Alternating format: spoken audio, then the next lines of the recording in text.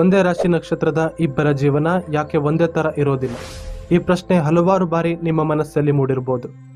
ಪ್ರಪಂಚದ 100 ಕೋಟಿ ಜನರಿಗೆ ಕೇವಲ 12 ರಾಶಿಗಳು ಹೇಗೆ ಅವರ ಜೀವನವನ್ನು ನಿರ್ಧಾರ ಮಾಡುತ್ತವೆ ಅನ್ನೋ ಅನುಮಾನ ನಿಮ್ಮನ್ನ ತುಂಬಾ ಸಲ ಕಾಡಿರಬಹುದು. ಆದರೆ ಇಲ್ಲಿ ರಾಶಿ ನಕ್ಷತ್ರಕ್ಕಿಂತ ಮಿಗಿಲಾಗಿ ಹಲವಾರು ಅಂಶಗಳು ನಮ್ಮ ಜಾತಕದಲ್ಲಿ ಪ್ರಮುಖ ಪಾತ್ರ ವಹಿಸುತ್ತವೆ. ಅವುಗಳನ್ನು ನಿಮಗೆ ಸುಲಭವಾಗಿ ಅರ್ಥವಾಗುವಂತೆ ಈ ವಿಡಿಯೋದಲ್ಲಿ ವಿವರಿಸುತ್ತೇವೆ. ಈ ವಿಡಿಯೋನ ಪೂರ್ತಿಯಾಗಿ ನೋಡಿ. ಜ್ಯೋತಿಷ್ಯ ಎಂದ್ರೆ ಏನು? ಇಲ್ಲಿ ಸಿನಿಮಾದಲ್ಲಿ, ಧಾರಾವಾಹಿಗಳಲ್ಲಿ ಅಥವಾ ಟಿವಿ ಚಾನೆಲ್ಗಳಲ್ಲಿ ಬಂದು ನಿಮ್ಮ ಜಾತಕದಲ್ಲಿ ದೋಷ ಇದೆ, ಹೀಗಾಗಿ ಲಕ್ಷಾಂತರ ರೂಪಾಯಿ ಪರಿಹಾರ ಮಾಡಿಸಬೇಕೆಂದು ಹೇಳೋ ಜ್ಯೋತಿಷ್ಯ ಇದಲ್ಲ. ನಿಜವಾದ ಜ್ಯೋತಿಷ್ಯ ಎಂದರೆ, ಜ್ಯೋತಿ ಎಂದರೆ ಬೆಳಕು, ಬೆಳಕನ್ನು ಹುಡುಕುವ ಒಂದು ದಾರಿ ಅಥವಾ ಬೆಳಕನ್ನು ಹುಡುಕುವ ಒಂದು ಸಾಧನ ಎಂದಷ್ಟೇ ಹೇಳಬಹುದು. ಇದನ್ನ ಗಮನದಲ್ಲಿಟ್ಕೊಂಡು ಮುಂದಿನ ಈ ವಿಡಿಯೋ ನೋಡಿದಾಗ ಜ್ಯೋತಿಷ್ಯದ ಮೇಲಿನ ನಿಮ್ಮ ಭಯ ಹಾಗೂ ಕೆಟ್ಟ ಅಭಿಪ್ರಾಯಗಳು ದೂರವಾಗುತ್ತವೆ. ಇನ್ನೂ ಒಂದು ವಿಷಯ ಹೇಳಬೇಕು, ಅದೇನೆಂದರೆ ಜ್ಯೋತಿಷ್ಯದಿಂದ ನಿಮ್ಮ ಜೀವನವನ್ನ ಬದಲಾಯಿಸಲು ಸಾಧ್ಯವಿಲ್ಲ. ನಿಮ್ಮ ಜೀವನದಲ್ಲಿ ಏನು ಸಮಸ್ಯೆ ಇದೆ ಅಥವಾ ಏನು ವಿಷಯ ಇದೆ ಅದನ್ನಷ್ಟೇ ತಿಳಿದುಕೊಳ್ಳಬಹುದೇ ಹೊರತು ಜ್ಯೋತಿಷ್ಯದಿಂದ ನಿಮ್ಮ ಜೀವನವನ್ನ ಸಂಪೂರ್ಣವಾಗಿ ಬದಲಾಯಿಸಲು ಯಾರಿಂದಲೂ ಸಾಧ್ಯವಿಲ್ಲ. ದಯವಿಟ್ಟು ಅಂತಹ ಮೋಸಕ್ಕೊಳಗಾಗಬೇಡಿ. ಈ ವಿಡಿಯೋವನ್ನ ಪರಾಶರ ಮುನಿಗಳ ಜ್ಯೋತಿಷ್ಯ ಶಾಸ್ತ್ರ ಹಾಗೂ ಇತರ ಹಲವಾರು ಜ್ಯೋತಿಷ್ಯ ಪಂಡಿತರ ಹಲವಾರು ಗ್ರಂಥಗಳನ್ನು ಆಧರಿಸಿ ರಚಿಸಲಾಗಿದೆ. ಒಂದೇ ರಾಶಿ ಒಂದೇ ನಕ್ಷತ್ರ, ಜೀವನ ಬೇರೆ ತರ ಇರುತ್ತೆ ಯಾಕೆ? ಇಲ್ಲಿ ಜನಸಾಮಾನ್ಯರಲ್ಲಿ ಹೆಚ್ಚಾಗಿ ಮೂಡೋ ಪ್ರಶ್ನೆ ಇದೆ. ಇದಕ್ಕೆ ಉತ್ತರ ಕೊಡೋದಕ್ಕೂ ಮೊದಲು ಜಾತಕದ ಕುಂಡಲಿ ರಚನೆ ಬಗ್ಗೆ ನೋಡೋಣ. ಇದೇನು ರಾಕೆಟ್ ಸೈನ್ಸ್ ಅಲ್ಲ. ಸ್ಕ್ರೀನ್ ಮೇಲೆ ನೋಡ್ತಾ ಇದ್ದೀರಲ್ಲ, ಈ ಕುಂಡಲಿಯನ್ನ ಸುಲಭವಾಗಿ ತಿಳ್ಕೋಬಹುದು. ಈ ಚಿತ್ರದಲ್ಲಿ ನೀವು ನೋಡ್ತಾ ಇದ್ದೀರಲ್ಲ, ಇದೇ ರಾಶಿ ಕುಂಡಲಿ ಅಥವಾ ಲಗ್ನ ಕುಂಡಲಿ. ಇಲ್ಲಿ ಒಂದು ಕುಂಡಲಿಯ ಚಕ್ರದಲ್ಲಿ 12 ಮನೆಗಳಾಗಿ ವಿಂಗಡಣೆ ಮಾಡಿ ಪ್ರತಿ ಮನೆಗೂ ಒಂದೊಂದು ರಾಶಿಯ ಹೆಸರನ್ನು ನೀಡಲಾಗಿದೆ. ಇದು ಮೇಷದಿಂದ ಆರಂಭವಾಗಿ ಮೀನದಲ್ಲಿ ಕೊನೆಗೊಳ್ಳುತ್ತದೆ. ಈ ಕುಂಡಲಿಯಲ್ಲಿನ ಮನೆಗಳು ಎಲ್ಲರ ಜಾತಕದಲ್ಲಿಯೂ ಒಂದೇ ರೀತಿ ಇರುತ್ತವೆ. ಇನ್ನು ಕುಂಡಲಿಯಲ್ಲಿ 12 ರಾಶಿಗಳಾಗಿ ಹೆಸರಿಸಲಾಗಿದೆ. ಅವುಗಳನ್ನು ನೀವು ಈ ಸ್ಕ್ರೀನ್ ಮೇಲೆ ನೋಡಬಹುದು. ಹಾಗೆ ಪ್ರತಿ ರಾಶಿಗೂ ನಕ್ಷತ್ರಗಳನ್ನು ಕೂಡ ವಿಂಗಡಿಸಲಾಗಿದೆ.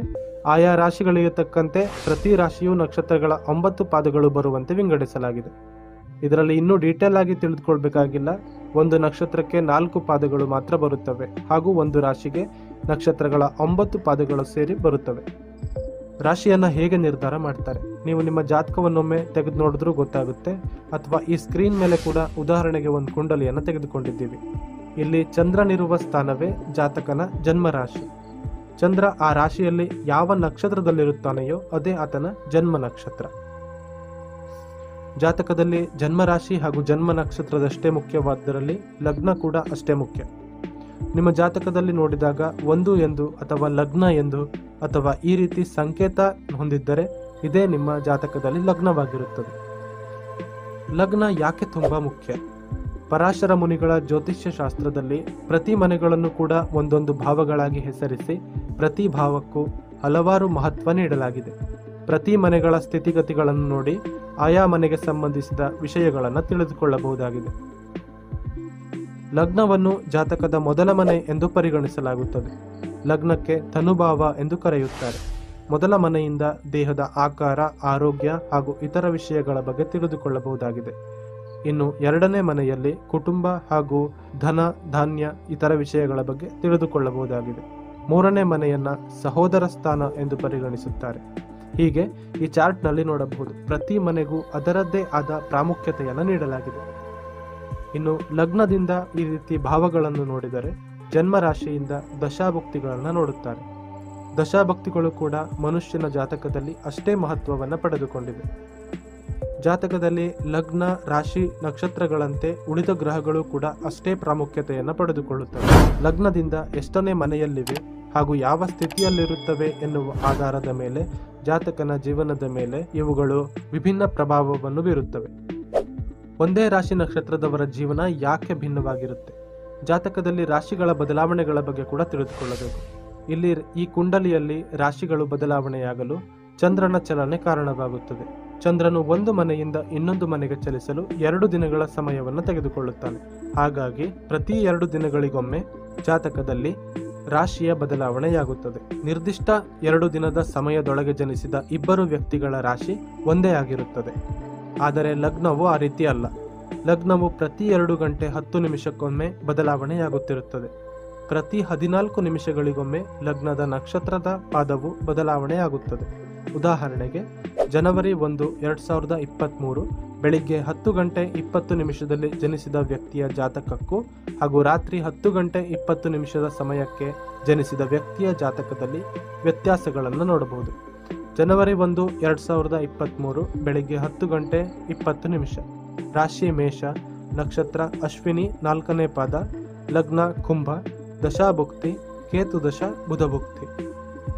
ಜನವರಿ 1, 2023 ರಾತ್ರಿ 10 ಗಂಟೆ 20 ನಿಮಿಷ, ರಾಶಿ ಮೇಷ, ನಕ್ಷತ್ರ ಭರಣಿ, ಲಗ್ನ ಸಿಂಹ, ದಶಾಭುಕ್ತಿ ರಾಹುದಶ ರಾಹುಭುಕ್ತಿ.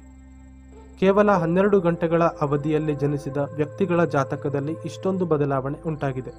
ಹೀಗಾಗಿ ನಿಖರವಾದ ಜಾತಕದ ಕುಂಡಲಿ ತಯಾರಿಸಲು ಅತ್ಯಂತ ನಿಖರವಾದ ಸಮಯ ಹಾಗೂ ದಿನಾಂಕದ ಜೊತೆಗೆ ಹುಟ್ಟಿದ ಸ್ಥಳ ಕೂಡ ಅಷ್ಟೇ ಪರಿಣಾಮ ಬೀರುತ್ತದೆ.